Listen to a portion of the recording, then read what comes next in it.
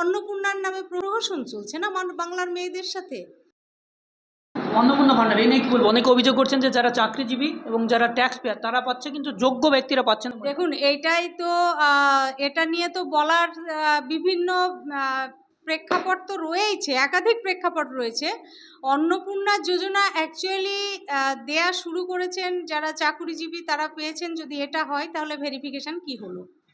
উনি তো বারবার করে, যিনি মুখ্যমন্ত্রী তিনি বলেছেন, যিনি এই দপ্তরের মন্ত্রী তিনিও বলেছেন যে আমরা ভেরিফাই করে একদম পুঙ্খানুপুঙ্খ দেখে তারপরে 12 পৃষ্ঠার তাদের ফর্ম সেই সব ফিল আপ করে জমা করে নিয়ে তারা দেবেন। তো তাহলে সার্ভিসজীবী পাচ্ছে কি করে? তাহলে স্বাবলম্বী যারা অর্থনৈতিকভাবে তারা কি করে পাচ্ছে?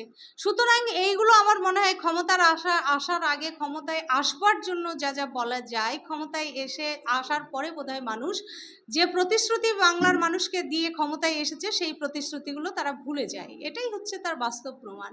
প্রায় 12 থেকে 14 পাতার ফর্ম ফিল আপ করার পরেও যে অভিযোগ করছেন যে আমরা যোগ্য হয়েই পাচ্ছি না।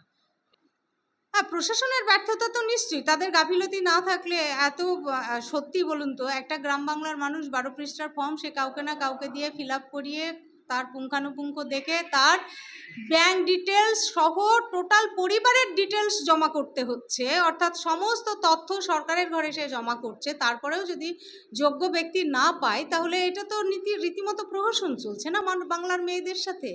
অন্নপূর্ণার নামে প্রহসন, এই প্রহসন বন্ধ হওয়া উচিত।